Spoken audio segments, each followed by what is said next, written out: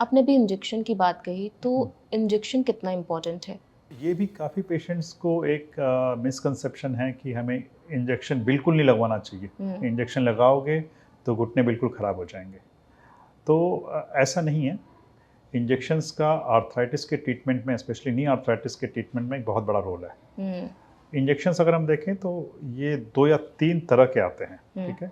एक तो होता है स्टेरॉइड का इंजेक्शन। हुँ, सो स्टेरॉइड का इंजेक्शन जो होता है वो हीलिंग में कोई हेल्प नहीं करता है। अगर किसी की आर्थराइटिस बहुत ज़्यादा सीवियर है, लेकिन वो सर्जरी नहीं कराना चाहता है या किसी कारणवश उसकी सर्जरी नहीं हो सकती है, उस केस में हम उसमें स्टेरॉइड का इंजेक्शन लगाते हैं। स्टेरॉइड का इंजेक्शन क्या करता है, जो अंदर घुटने में इन्फ्लेमेशन है, जो उसकी लाइनिंग में जो सूजन है, उसको बैठाता है, पेन में आराम आता है। लेकिन ये जो रिलीफ होता है, ये परमानेंट नहीं होता है। इट में लास्ट फॉर 3 मंथ्स, इट में लास्ट फॉर 6 मंथ्स, कुछ केसेस में साल भर तक भी आराम आता है, लेकिन ये टेम्परेरी आराम आता है। अंदर जो प्रॉब्लम है वो वैसे ही है, लेकिन उसके जो सिम्पटम्स हैं, उसके जो पेन है, वो ठीक हो जाते हैं। हुँ, दूसरा इंजेक्शन आता है, दूसरा ग्रुप ऑफ इंजेक्शन जो बोलेंगे वो है विस्को सप्लीमेंट। विस्को सप्लीमेंट क्या होता है? जो आपका जॉइंट है उसमें हम इंजेक्शन डालते हैं, जो कि वहाँ का जो मैकेनिकल एनवायरनमेंट है उसको ठीक करता है। जेल जैसा होता है, तो ये घुटनों के बीच में जाके प्रॉपर कुशन प्रोवाइड करता है और वहाँ की बायोलॉजी भी इम्प्रूव करता है। सो ये विस्को सप्लीमेंट इंजेक्शन जो होते हैं, ये थोड़ा लॉन्ग टर्म एक्ट करते हैं। ये यूजुअली साल 2 साल तक काम करते हैं।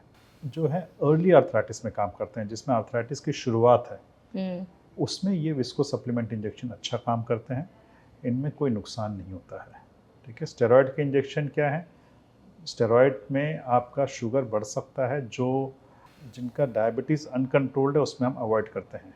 हालाँकि इंजेक्शन लोकली काम करता है, ब्लड हुँ, सप्लाई में नहीं जाता है, लेकिन फिर भी जो अनकंट्रोल्ड डायबिटिक्स हैं उसमें हम स्टेरॉइड अवॉइड करते हैं, विस्को सप्लीमेंट दे सकते हैं। थर्ड ग्रुप ऑफ इंजेक्शन जो आजकल खूब चल रहा है वो है पीआरपी या जीएफसी या ग्रोथ फैक्टर कंसंट्रेट इंजेक्शन। इसमें क्या किया जाता है, आपके ही शरीर से ब्लड लिया जाता है, उसको मशीन में सेंट्रीफ्यूज किया जाता है, हुँ, तो उसमें सेल्स अलग हो जाते हैं और उसके ऊपर फ्लूइड आ जाता है, जो ब्लड का जो फ्लूइड है, इसको प्लाज्मा बोलते हैं। हुँ, हुँ, इस प्लाज्मा में जो ग्रोथ फैक्टर्स हैं बहुत ही कंसंट्रेटेड फॉर्म में होते हैं, तो इसको फिर नी में इंजेक्ट किया जाता है। तो ये कार्टिलेज की हीलिंग में हेल्प करते हैं, कार्टिलेज की ग्रोथ में हेल्प करते हैं। तो ये जो पीआरपी इंजेक्शन या फिर जो ग्रोथ फैक्टर के इंजेक्शन होते हैं, ये भी अर्ली आर्थराइटिस में बहुत काम के हैं।